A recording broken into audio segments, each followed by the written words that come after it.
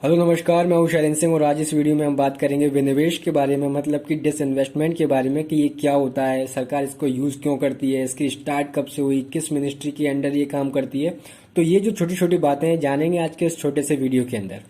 देखिए, अब अगर बात करें विनिवेश की, मतलब कि डिसइन्वेस्टमेंट की, तो बहुत ही सरल और आसान शब्दों में समझाऊंगा, समझने की कोशिश करना।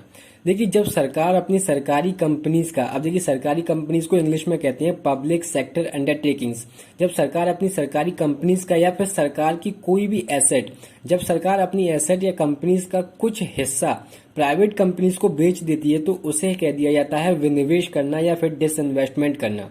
अब देखिए, डिसइन्वेस्टमेंट दो प्रकार से किया जाता है। एक होता है स्ट्रैटेजिक डिसइन्वेस्टमेंट और एक होता है नॉर्मल डिसइन्वेस्टमेंट। स्ट्रैटेजिक डिसइन्वेस्टमेंट में क्या होता है, सरकार अपना जो है कंपनी का 51% से ज्यादा का जो शेयर है वो बेच देती है। मतलब कि इसके साथ साथ क्या होता है कि सरकार का जो मालिकाना हक होता है या फिर जो कंट्रोल करने की, मैनेज करने की जो पावर होती है, वो भी क्या है, प्राइवेट कंपनीज को चली जाती है। तो एक तरह से ये क्या है, उस कंपनी का, ठीक है, उस सरकारी कंपनी का निजीकरण कर दिया जाता है। लेकिन अगर बात करें नॉर्मल डिसइन्वेस्टमेंट की, तो उसमें जो मालिकाना हक होता है या फिर मैं कहूं जो मैनेज या कंट्रोल करने की पावर होती है उस कंपनी को, वो सरकार के पास ही रहती है, क्योंकि वहां पर 51% से कम का क्या है, डिसइन्वेस्टमेंट किया जाता है। तो उम्मीद करता हूं यहां तक आपको बातें समझ में आ रही होंगी। अब देखिए, अगर बात करें एग्जाम्पल की, तो एक सरकारी कंपनी है जिसका नाम है हिंदुस्तान एरोनॉटिक्स लिमिटेड। तो सरकार ने क्या किया, इसके 15% स्टेक सेल कर दिए, मतलब कि 15% की हिस्सेदारी सेल कर दी, और इसके बदले में क्या मिला, सरकार को 4,000 करोड़ रुपए मिल गए। अब आप पूछोगे ये सब तो ठीक है, बट ये सब जो डिसइन्वेस्टमेंट करना है या विनिवेश करती है सरकार, वो किस डिपार्टमेंट के तहत करती है, ठीक है, मतलब इसका कोई डिपार्टमेंट तो होगा। तो देखिए, हाँ, इसका एक डिपार्टमेंट है जिसका नाम है department of investment and public asset management, ठीक है। इसकी मतलब स्थापना कब हुई या फिर मतलब डिसइन्वेस्टमेंट की शुरुआत कब से हुई, अब उसके बारे में बात करते हैं। अब देखिए, अगर बात करें विनिवेश की, मतलब कि विनिवेश की शुरुआत कब से हुई, इसकी हिस्ट्री क्या रही है, तो देखिए कहानी स्टार्ट होती है 1991 से। ये वो समय था जब भारत सरकार की फाइनेंशियल कंडीशन बहुत ही खराब थी, और यही वो समय था जब भारत सरकार के पास केवल 1 महीने का खर्च बचा था। मतलब कि भारत सरकार अगले 1 महीने तक ही केवल चीजों को इम्पोर्ट कर सकती है। अब देखिए, टाइम था नवंबर 1990 का। उस समय के प्राइम मिनिस्टर थे कौन, चंद्रशेखर। इन्होंने प्रपोजल रखा कि हम क्या है, कंपनीज का, जो अपनी सरकारी कंपनीज हैं, एसेट्स हैं, उनका करेंगे डिसइन्वेस्टमेंट, मतलब कि विनिवेश, ठीक है। लेकिन उस समय कुछ पॉलिटिकल इंस्टेबिलिटी की चलते क्या है, ये प्लान एग्जीक्यूट नहीं हो पाया। फिर सरकार बदल गई और सरकार आती है पीवी नरसिम्हा राव की, ठीक है। अब जो बजट पेश किया गया था 1991-92 में, वहां पर घोषणा की गई थी कि हम क्या है, कंपनीज का डिसइन्वेस्टमेंट करेंगे, मतलब कि विनिवेश करेंगे।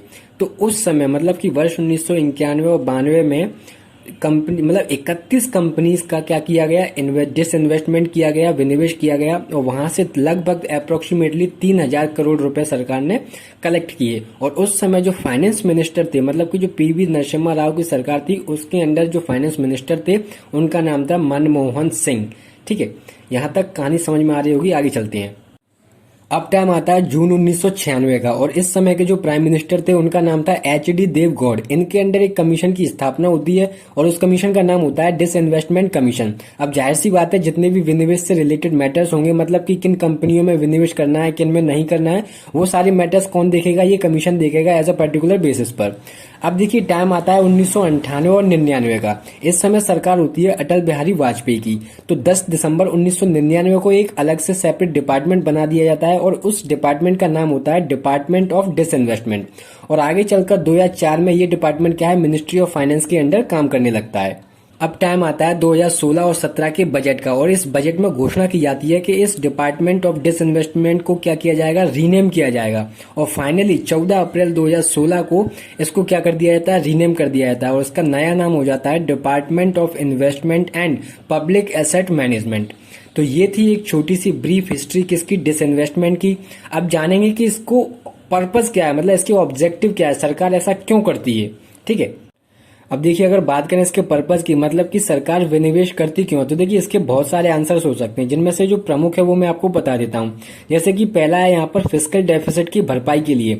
अब जिन लोगों को फिस्कल डेफिसिट नहीं पता है, मतलब कि जो राजकोषीय घाटा क्या होता है, तो आप इतना समझ लीजिए, जब कोई देश क्या है इम्पोर्ट ज्यादा करता है और एक्सपोर्ट कम करता है, तो उस केस में क्या कहलाता है, फिस्कल डेफिसिट होता है। अब भाई जाहिर सी बात है, अगर क्या है आमदनी कम होगी, वो खर्च ज्यादा होगा, तो वहां पर क्या होगा, हमें घाटा ही होगा। तो बस इसी चीज को क्या कह दिया जाता है, राजकोषीय घाटा या फिस्कल डेफिसिट। और दूसरे पॉइंट की अगर बात करें, तो सरकार कभी कभी उन कंपनीज का भी विनिवेश करती है जो कंपनी लॉस मेकिंग जा रही है, मतलब कि वो अच्छी तरह से प्रॉपर तरीके से फंक्शनिंग नहीं कर पा रही है, या फिर अच्छा खासा अमाउंट ऑफ रेवेन्यू जनरेट नहीं कर पा रही है। तो इस कंडीशन में सरकार क्या करती है, कुछ हिस्सा क्या है प्राइवेट कंपनीज को बेच देती है, जिससे कि उनका प्रॉपर तरीके से फंक्शनिंग हो सके। और अगर बात करें तीसरे पॉइंट की, तो सरकार कभी कभी इंफ्रास्ट्रक्चर डेवलपमेंट के लिए भी क्या है, विनिवेश करती है। मतलब कि जैसे हमारे रोड्स हो गई, ब्रिजेस हो गए, रेलवेज हो गए, अब अगर इनका डेवलपमेंट करना है तो क्या पैसा चाहिए, तो वो पैसा सरकार कभी कभी क्या है विनिवेश से जुटाती है, मतलब कि डिसइन्वेस्टमेंट करके जुटाती है। ठीक है। और इसके अलावा जो वेलफेयर स्कीम्स होती हैं, तो कभी कभी जैसे कि हेल्थ सेक्टर में या फिर एजुकेशन सेक्टर में जो पैसा चाहिए, तो वहां पे भी क्या भरपाई करने के लिए सरकार विनिवेश करती है या फिर डिसइन्वेस्टमेंट करती है। तो उम्मीद करता हूं ये सारी चीजें आपको यहां तक समझ में आ रही होंगी। अब देखिए, बात करते हैं 2020 और 21 के जो फाइनेंशियल बजट में जो डिसइन्वेस्टमेंट का टारगेट रखा गया था, उसको लेकर देखिए, बजट 2020 और 21 में भारत सरकार ने ये घोषणा की थी कि हम लगभग 2 लाख करोड़ रुपए जुटाएंगे, किससे, विनिवेश से। ठीक है, मतलब कि डिसइन्वेस्टमेंट करके, जिसमें से क्या है 1 करोड़ 20 लाख रुपए कहां से लेंगे, ये सरकारी कंपनी से, मतलब कि जो पब्लिक सेक्टर अंडरटेकिंग्स हैं उनका डिसइन्वेस्टमेंट करके। और जो बाकी का जो बचा हुआ 90,000 करोड़ रुपए है, वो कहां से आएगा, वो आएगा जो हमारी जो बैंकिंग्स है, जो सरकारी बैंक हैं, ठीक है, उनका क्या है विनिवेश करके। हालांकि सरकार इस टारगेट को पूरा नहीं कर सकी, लगभग 18,000 करोड़ के समथिंग ही रुपए जुटा पाई थी विनिवेश से। अब देखिए, अगर बात करें उन कंपनीज का जिनका फाइनेंशियल ईयर 2020 और 21 में विनिवेश किया गया था, तो देखिए यहाँ पर पहली कंपनी है भारत अर्थ मूवर्स लिमिटेड। ठीक है। दूसरी है शिपिंग कॉर्पोरेशन ऑफ इंडिया। तीसरी है Bharat petroleum corporation limited, IRCTC, Hindustan aeronautics limited, steel authority of India, life insurance corporation. तो इस तरह की और भी कई कंपनीज है जिनका क्या किया गया था, विनिवेश किया गया था। अगर आप और भी डिटेल में जानना चाहते हैं, तो आप भारत सरकार की ऑफिशियल वेबसाइट पर आप विजिट कर सकते हैं और वहां पर देख सकते हैं कि किन कंपनियों का विनिवेश किया गया और कितने % किया गया। तो ये था आज का हमारा छोटा सा वीडियो। मैं उम्मीद करता हूँ ये वीडियो आपको इन्फॉर्मेटिव लगा होगा। तो मिलेंगे जल्द अगले वीडियो में, तब तक के लिए धन्यवाद।